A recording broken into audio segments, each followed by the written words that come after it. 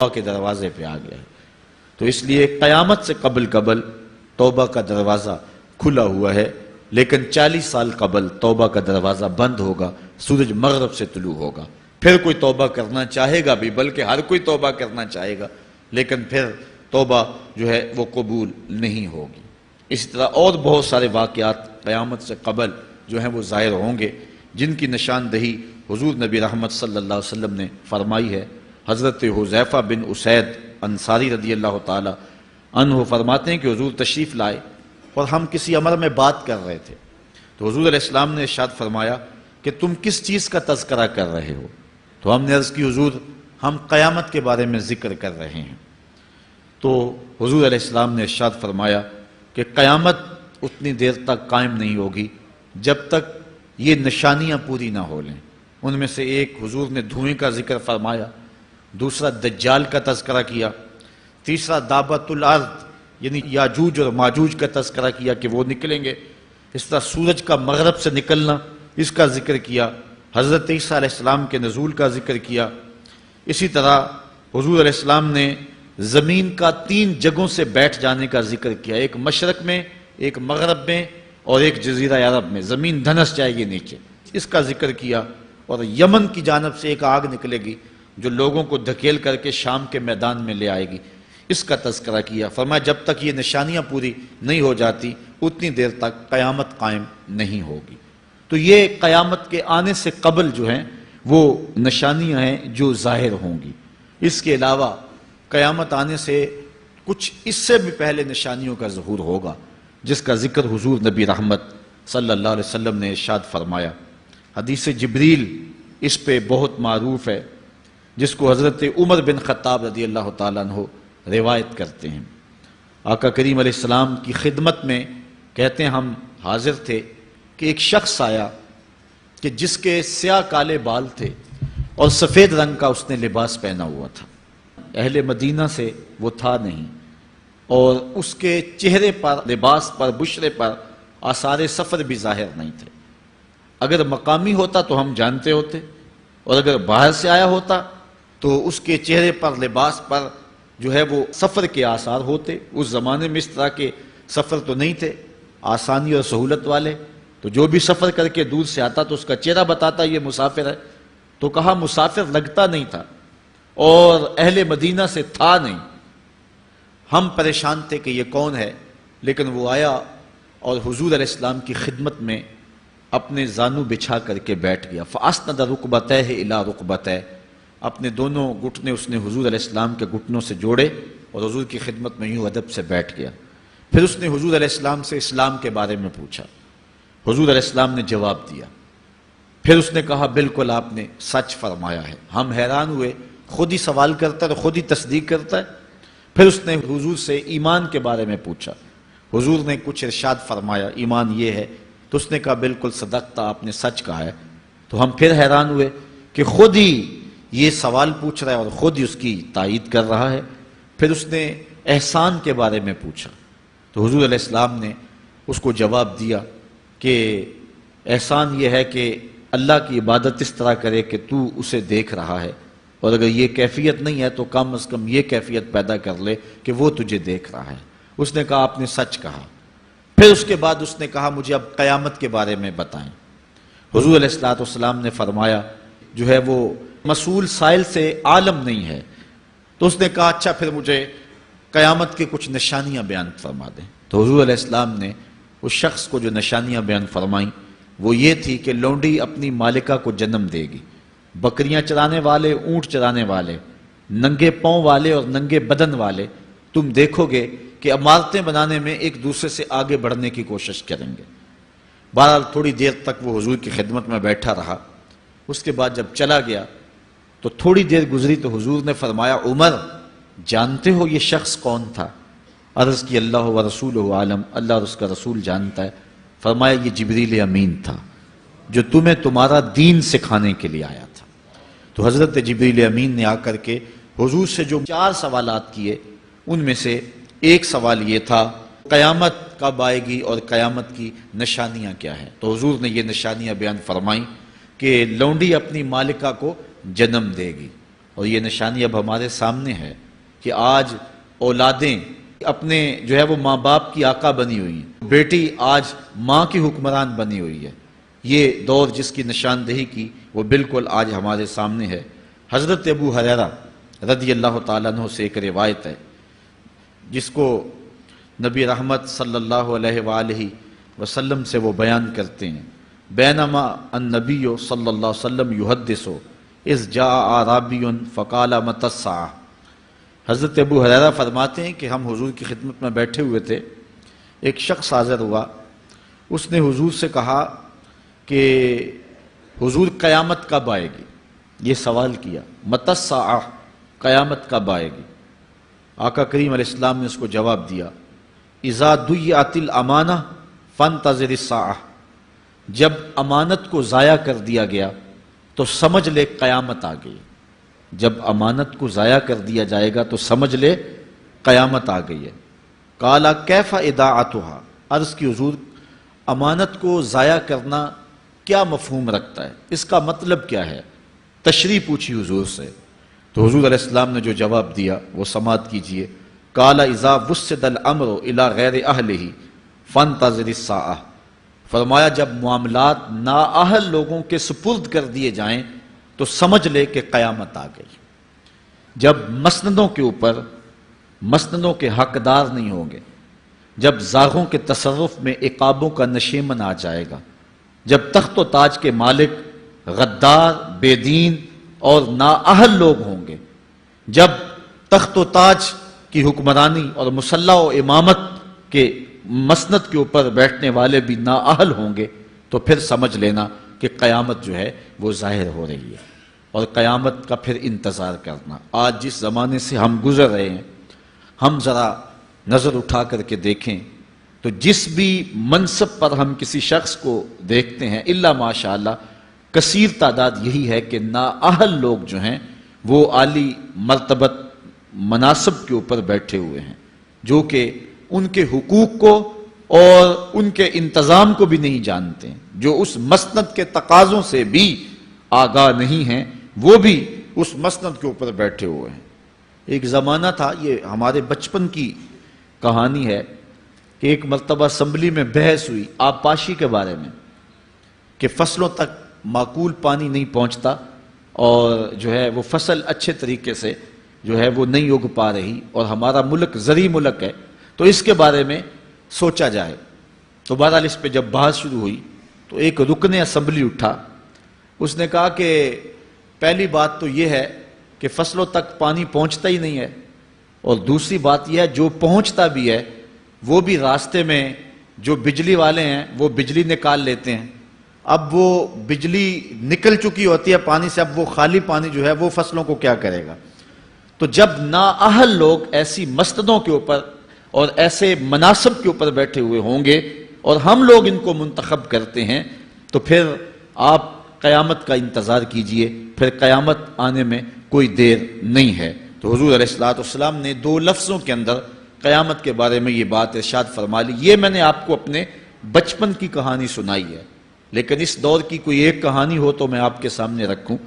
اس دور میں تو جو عالی مرتبت مناصب کے اوپر بیٹھے ہوئے انہیں سورہ فاتحہ تک نہیں آتی، سورہ اخلاص تک نہیں آتی ہے، تو اب بتاؤ کہ یہ قیامت کے قرب کی علامت ہے کہ نہیں ہے؟ آپ دیکھیں جس تخت پہ بھی، جس تاج پہ بھی اور جس مسند اور منصب پہ بھی جو موجود ہے، کیا وہ اس کا حق ادا کر سکتا ہے یا اس کی اہلیت رکھتا ہے؟ وہ کیا کسی شاعر نے کہا تھا کہ ہر شاخ پہ الو بیٹھا ہے، انجام گلستاں کیا ہوگا؟ اور رومی نے اپنے زمانے میں کہا تھا کہ سگ وزیرو گرگ میرو موشرا درباں شود، این ارکان سلطنت ملک را ویراں شود۔ یہ ایک دردناک کہانی ہے، لیکن قیامت کی نشانیوں کے حوالے سے آپ اس بات کو سمجھیں اور حضور علیہ السلام کے فرمان کی روشنی کے اندر ہم اپنے حالات کا جائزہ لیں۔ حضرت انس رضی اللہ تعالی عنہ سے ایک روایت ہے، کہتے ہیں سمیت رسول اللہ صلی اللہ علیہ وسلم یقولو، میں نے حضور علیہ السلام کو فرماتے ہوئے سنا ہے۔ یہ حضرت انس رضی اللہ تعالیٰ عنہ وہ صحابی ہیں جنہوں نے 10 سال تک حضور کی نوکری کی ہے، اور کہتے ہیں 10 سال میں ایک بار بھی ایسا نہیں ہوا کہ حضور نے مجھے اف بھی کہا ہو۔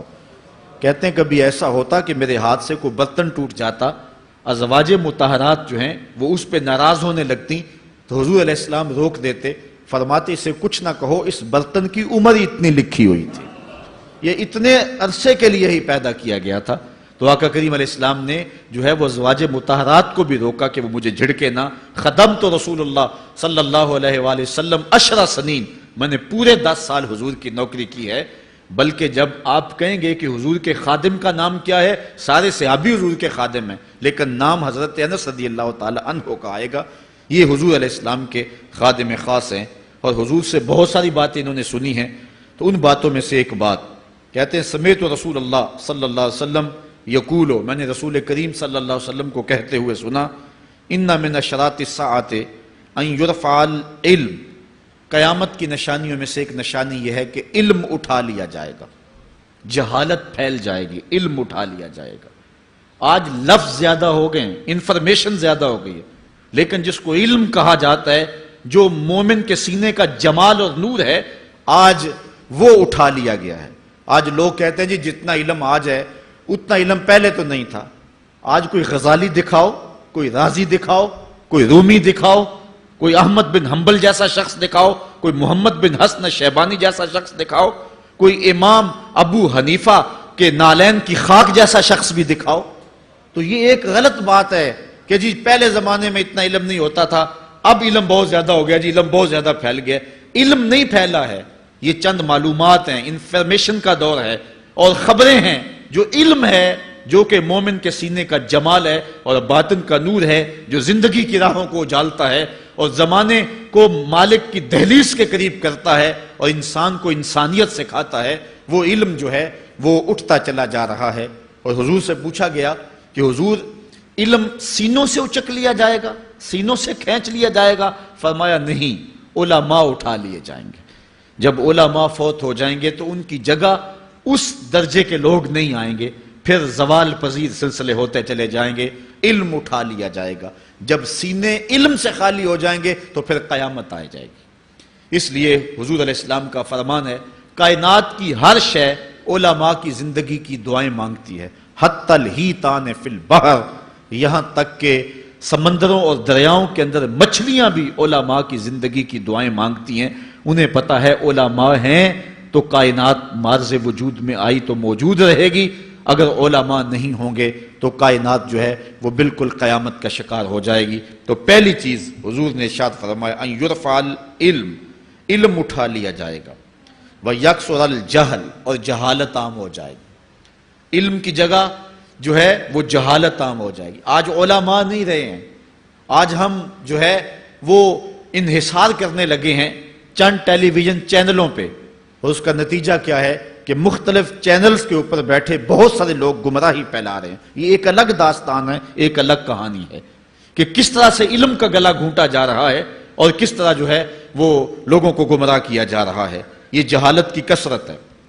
اور تیسری بات جو حضور نے ارشاد فرمائی، وَيَكْثُرَ الزِّنَا، زنا عام ہو جائے گا۔ نظر کا زنا یہ تو اس زمانے کے اندر برا رہا ہی نہیں ہے، لوگ اس میں کوئی آر ہی نہیں سمجھتے۔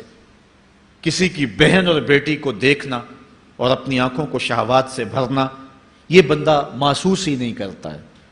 حضور علیہ السلام نے ارشاد فرمایا، من زنا زنیا بہی ولو بہی تان دارہی، جس نے زنا کیا یہ عمل اس کے گھر بھی لوٹے گا، اگرچہ وہ اپنی دیواریں اونچی اونچی کیوں نہیں کر لیتا۔ اگر آج کوئی کسی کی بہن بیٹی پر اپنی نظروں کو غلیظ کرتا ہے تو وہ یہ کیسے کہہ سکتا ہے کہ میری بہن اور میری بیٹی کسی کی گندی نظروں کا شکار نہیں ہوگی؟ یہ مقافات عمل ہیں۔ گندم از گندم بروید جو سے جو، از مقافات عمل غافل مشو۔ اس لیے بدکاری پھیل جائے گی، نظر کی بدکاری اور ہر طرح کی بدکاری، اور یہ اتنا برا اور کبھی کام ہے کہ اللہ تعالیٰ جل شانہ نے قرآن مجید میں اسے کھلی بے حیائی قرار دیا ہے۔ آج میڈیا کے ذریعے، آج انٹرنیٹ کے ذریعے، اور یہ جو موبائل پیکج کی مصیبت نکلی ہے، اس سے معاشرے کا امن خراب ہو گیا اور معاشرے کے اندر حیا کا جوہر جو ہے وہ لوٹ لیا گیا ہے۔ اپنی نسلوں کی حفاظت کریں، ان کے ہاتھوں سے جو ہے وہ ناول چھینیں، اور ان کے ہاتھوں سے جو ہے وہ اس طرح کی مخرب اخلاق سیڈیز چھین لیں اور ان کے ہاتھوں میں اللہ کا قرآن دیں اور رسول کریم علیہ السلام کی احادیث تھمائیں اور ان کو راہ حق کا مسافر بنائیں. یہ ذمہ داری ہے والدین کی. کل قیامت کے دن ایک عورت 4 مردوں کو جہنم میں لے جائے گی. عرض کیا گیا وہ کیسے؟ فرمایا ایک عورت کو حکم ہوگا جہنم کا تو وہ عرض کرے گی مالک میرے باپ کو بلایا جائے. باپ کو بلایا جائے گا, یا اللہ یہ میرا باپ ہے, میں اس کی بیٹی, میری تربیت کا جوہر اس کے ہاتھ میں تھا, آج جن بدکاریوں اور گناہوں کے سبب جہنم میں جا رہی ہوں اس کا ذمہ دار یہ ہے. وہ باپ جس نے اپنی بیٹی کو سب کچھ دیا, اپنی اولاد کی تعلیم کے لیے اپنے پلاٹ بیچ دیے, جائیدادیں فروخت کر دیں, نہیں دیا تو دین نہیں دیا. کل قیامت کے دن وہ اللہ کے حضور کیا جواب دے گا؟ ارشاد ہوگا اسے بھی پکڑو, اس کے باپ کو بھی پکڑو اور جہنم میں لے جاؤ. عرض کرے گی نہیں مالک میرے بھائی کو بلایا جائے. بھائی کو بلایا جائے گا, مالک یہ میرا بھائی ہے, میں اس کی غیرت تھی, میں جن راہوں پہ چل کر کے تیرے عتاب اور تیرے قہر و غضب کی حقدار بنی اس کا ذمہ دار یہ ہے. اگر یہ مجھے روکتا, اپنی آبرو کی حفاظت کرتا, اپنی ناموس کا پہرا دیتا تو میں ان راستوں کی مسافر کیسے بنتی؟ میری خرابی کا ذمہ دار یہ ہے. اب وہ بھائی کیا جواب دے گا جو چوکوں اور موڑوں پہ کھڑا ہو کے آنے اور جانے والی بہنوں اور بیٹیوں کو دیکھتا ہے اور یہ سمجھتا ہے کہ میری بہنیں اور میری بیٹیاں گھر میں محفوظ ہیں؟ وہ قیامت کے دن کیا جواب دے گا؟ ارشاد ہوگا اسے بھی پکڑو, اس کے باپ کو بھی پکڑو, بھائی کو بھی پکڑو, جہنم میں لے جاؤ. عرض کرے گی نہیں مالک میرے شوہر کو بھی بلایا جائے. بلایا جائے گا, مالک یہ میرا شوہر ہے اور میں اس کی بیوی, میری تربیت کا جوہر ماں باپ کے بعد اس کے ہاتھ میں تھا اور اس کے پاس طلاق کی دھمکی ایسی چیز تھی, مجھے جو چاہتا منواتا اور جس انداز میں ڈھالنا چاہتا مجھے ڈھال لیتا, لیکن اس نے مجھے کبھی راہ حق کی طرف نہیں بلایا تھا. وہ شوہر کیا جواب دے گا جو خود اپنے دوستوں کو چائے پہ بلا کے اور اپنی بیوی کو سامنے برہنہ منہ بٹھا کے بعد میں اس کے حسن کی داد مانگتا ہو, بتاؤ بھابی کیسی ہے؟ تو وہ کیا جواب دے گا قیامت کے دن؟ ارشاد ہوگا اس کو بھی پکڑو, اس کے باپ کو بھی, اس کے شوہر کو بھی اور اس کے بھائی کو بھی جہنم میں لے جاؤ. عرض کرے گی نہیں مالک میرے بیٹے کو بھی بلایا جائے.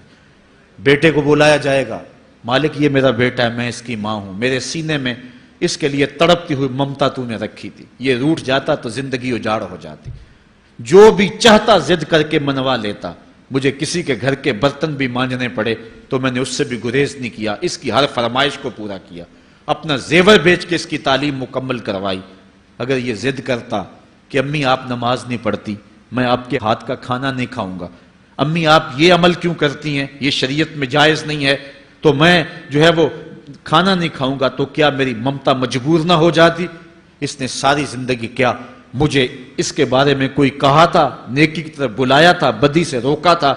جس بیٹے نے اپنی ماں سے ہر ضد پوری کروائی ہو تو اس نے صرف دین کے بارے میں کوئی ضد نہیں کی ہے, تو وہ کل قیامت کے دن کیا جواب ہوگا؟ ارشاد ہوگا اسے بھی پکڑو, اس کے باپ کو بھی پکڑو, اس کے خاوند کو بھی پکڑو, بھائی کو بھی پکڑو, بیٹے کو بھی پکڑو اور 5 کو گھسیٹ کے جہنم میں لے جاؤ.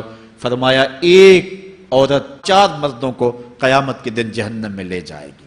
اس لیے میں اور آپ آج دیکھ لیں کہ ہمارا آخرت کا معاملہ کیا ہونے والا ہے اور ہم نے اس دنیا کے اندر کس طرح اپنی حفاظت کرنی ہے. چوتھی چیز جو حضور نے ارشاد فرمائی, وَيَكْسُرَ شُرْبَ الْخَمْرِ, اور شراب پینا عام ہو جائے گا. یہ قرب قیامت کی علامت ہے. آج ہماری ایلیٹ کلاس میں اور ہمارے آیان حکومت, آیان سلطنت اور سیاستدانوں اور جو ہے وہ عالی نسب خاندان جو شمار کیے جاتے ہیں, ان میں شراب پانی کی طرح سمجھی جاتی ہے. اور آج ہمارے ملک کے اندر جو ہے وہ کتنے شراب خانے موجود ہیں اور کتنے ٹنوں کے حساب سے جو ہے وہ بیرون ملک سے شراب درآمد کی جاتی ہے. یہ قرب قیامت کی نشانی ہے کہ شراب عام ہو جائے گی. ایک روایت میں آتا ہے شارب الخمر کعابد الوثن, شراب پینے والا بت پوجنے والے کی طرح ہے. کتنا سخت فرمایا گیا. اور کل قیامت کے دن سخت رسوا ہوگا جو دنیا کے اوپر شراب پیتا رہا ہوگا. اللہ تعالی ہم سب کو محفوظ فرمائے. وَيَكِلَّ الرِّجَالِ وَيَكْسُرُ النِّسَاءِ, اور ایک نشانی حضور نے یہ ارشاد فرمائی کہ مرد تھوڑے ہو جائیں گے اور عورتیں زیادہ ہو جائیں گی.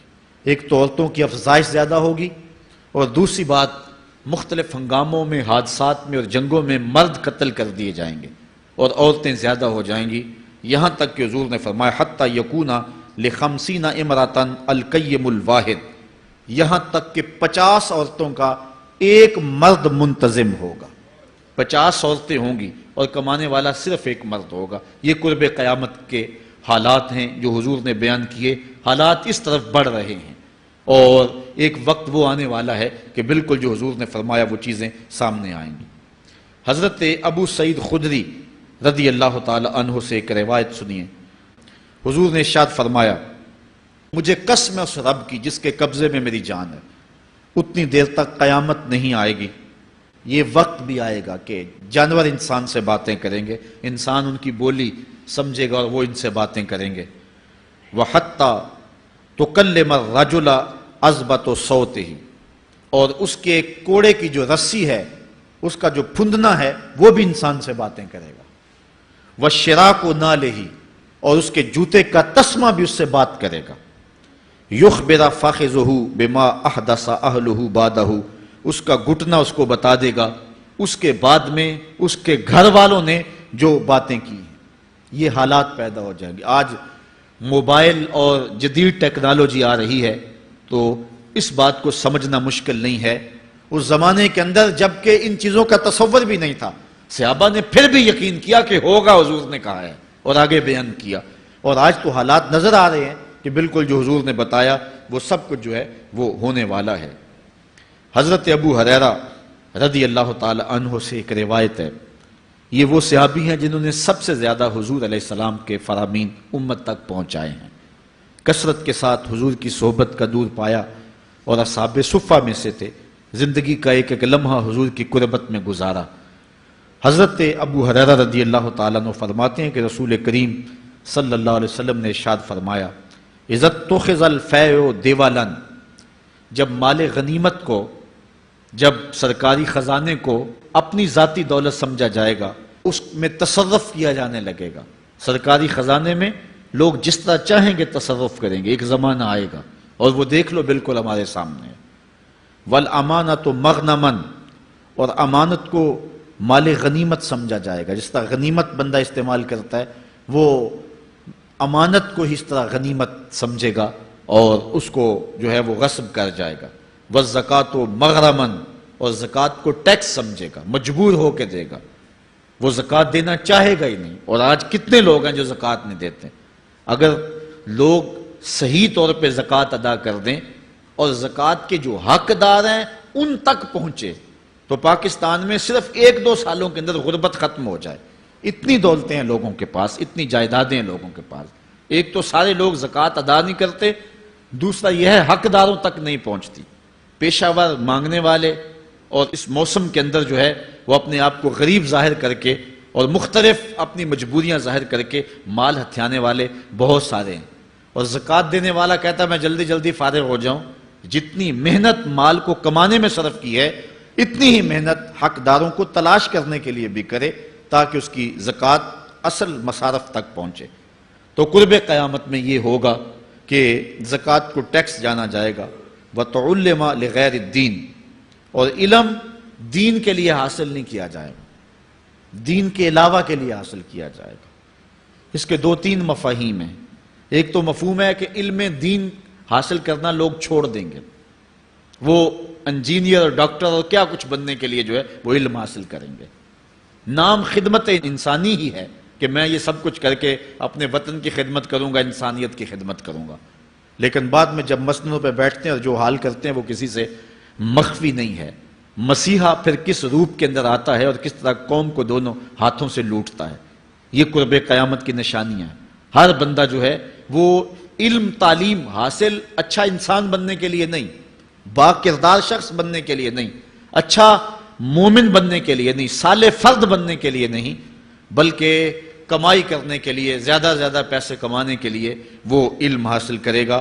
اور دوسری یہ بات کہ جو دین کا علم بھی حاصل کریں گے وہ بھی غرض و غائد جو ہے وہ اپنی چھوڑ دیں گے جس مقصد کے لیے جو ہے وہ علم حاصل کیا جاتا ہے۔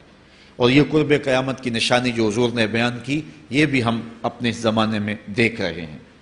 وَأَطَاعَ الرَّجُلُ امْرَأَتَهُ، اور آدمی اپنی بیوی کی اطاعت کرے گا، جو بیوی کہے گی وہ مانے گا، وَأَقَّى أُمَّهُ، اور ماں کو آگ کر دے گا، ماں کی پرواہ نہیں کرے گا، ماں کی نافرمانی کرے گا، بیوی کی بات کو ترجیح دے گا، اور ماں کی بات جو ہے اس کو ثانوی حیثیت دے گا۔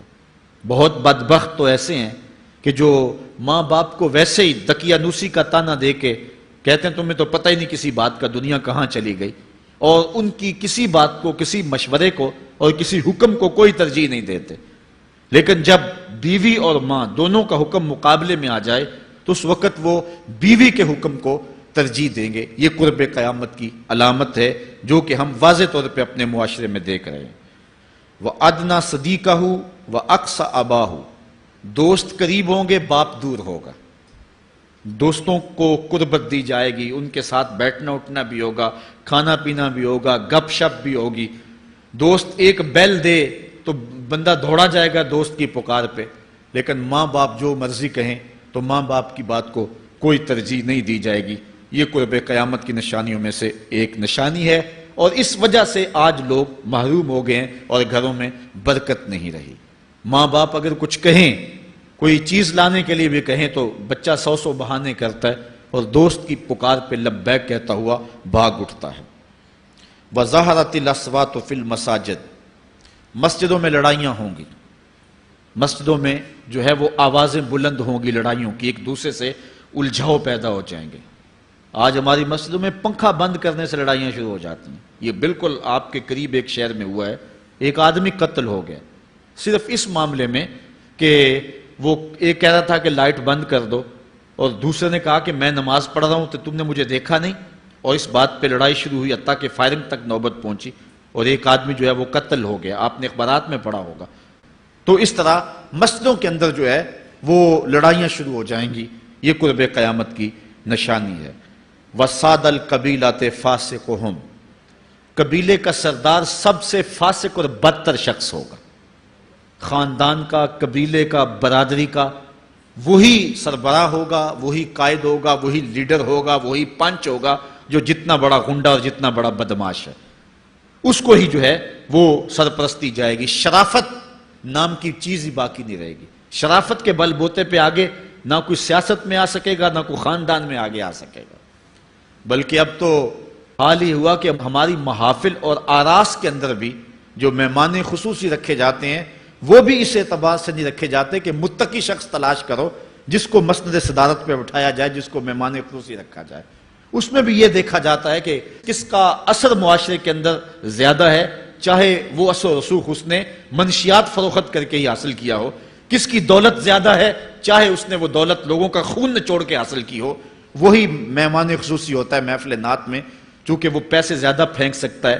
اور ایک غریب آدمی جو کہ تہجد کی نماز پڑھنے کا بھی عادی ہے، اس کو جوتیوں پہ جگہ ملتی ہے، اس کا قصور صرف یہ ہے کہ وہ غریب ہے اور اس کے پاس حرام کی کمائی نہیں ہے۔ یہ حضور علیہ السلام نے نشانی فرمائی، اور جو آج ہم اپنی آنکھوں سے دیکھ رہے ہیں۔ وَسَادَ الْقَبِيلَةِ فَاسِقُهُمْ، قبیلے کا سردار جو ہے وہ بدتر اور فاسق شخص ہوگا۔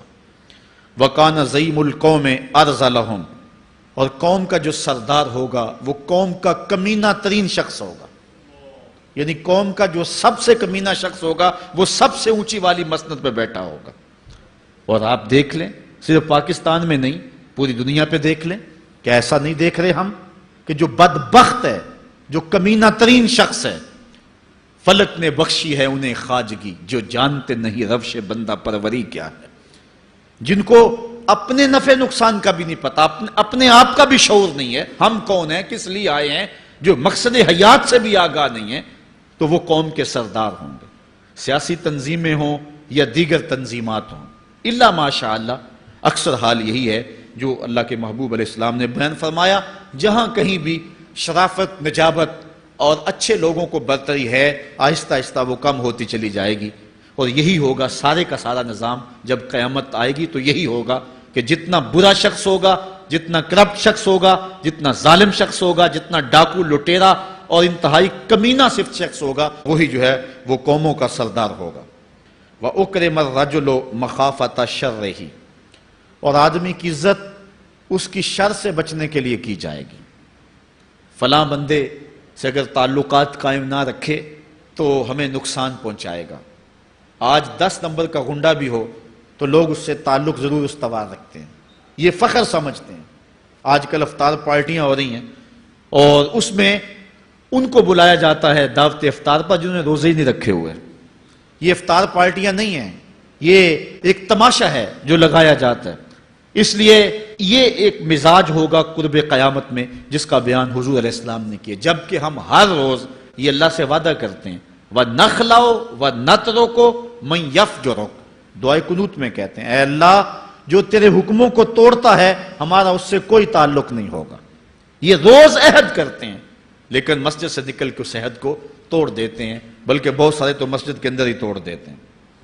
وَظَهَرَتِ الْكَيْنَاتُ وَالْمَعَازِفُ، اور گانے والی اور بجانے والی عورتیں اور گیت گانے والی عورتیں، رنڈیاں، یہ جو ہیں وہ گانا شروع کر دیں گی اور یہ عام ہو جائے گا۔ اب تو حد ہو گئی کہ مذہب کے نام سے بھی یہ سب کچھ ہو رہا ہے۔ یہ شام کلندر کے نام سے جو پورے ملک کے اندر ایک جو ہے تقریب شروع ہوئی ہے، اس میں جو ہے ان عورتوں کو بلایا جاتا ہے اور لکھا ہوتا ہے باقاعدہ اشتہاروں کے اوپر کہ فلاں جو ہے وہ گانے والی آئے گی اور وہ جو ہے وہ اپنا کلام پیش کرے گی، اور یہ مذہب کے نام پہ ہو رہا ہے۔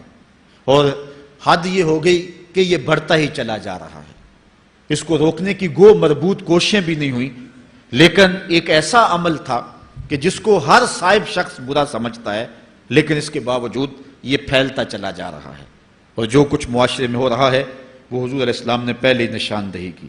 وَشُرِبَتِ الْخُمُورُ، اور شرابیں پی جائیں گی، رنڈیاں ناچیں گی، گانے گائیں گی اور شرابیں پی جائیں گی۔ وَلَعَنَ آخِرُ هَذِهِ الْأُمَّةِ أَوَّلَهَا، اس امت کے بعد میں آنے والے لوگ پہلے گزروں پر لعنت کریں گے، کہیں گے انہیں تو پتہ ہی نہیں ہے۔ پاکستان کے اندر باقاعدہ آرٹیکل چھپے اخبارات میں کہ محمد بن قاسم جو ہے وہ ڈاکو تھا، سلطان محمود غزنوی لٹیرا تھا، یہ مضامین شائع ہوئے۔ صحابہ کو گالیاں نہیں دی جا رہی، کتنے لوگ ہیں جو صحابہ کو برا بھلا کہتے ہیں، اور حضور علیہ السلام کے والدین طیبین جن کی وساطت سے یہ درے اور گوہر شاہوار محمد نصیب ہوا، ان والدین کو ممبروں پہ بیٹھ کے کیا جہنمی نہیں کہا جا رہا؟ تو یہ وہ زمانہ، کیا امام حسین کو باغی نہیں کہا جا رہا؟ پہلے لوگ اندر داخل ہو کے کرتے تھے اور کتابچے چھاپتے تھے، اب آہستہ آہستہ ممبروں پہ بھی آ گئے اور یہ بات کہی جانے لگی ہے۔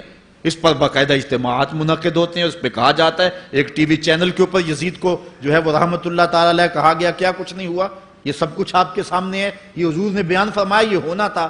آقا کریم علیہ السلام نے ارشاد فرمایا وہ وقت آئے گا کہ جو آخر والے ہوں گے وہ سمجھیں گے کہ ہم ہی جو ہے وہ دیندار ہیں، ہمیں دین کا ٹھیکہ، اور پچھلوں پر لعنت بھیجیں گے کہ انہیں کیا پتا تھا دین کا۔ آج پچھلوں کے عقائد پر حملے ہو رہے ہیں اور انہیں مشرک کہا جا رہا ہے۔ میں نے ایک دن کہا تھا یہ بڑے زور سے کہا جاتا ہے جو یا رسول اللہ کہے وہ مشرک ہو جاتا ہے۔ میں نے کہا دیکھو اس فتوے کا اثر کہاں تک جاتا ہے۔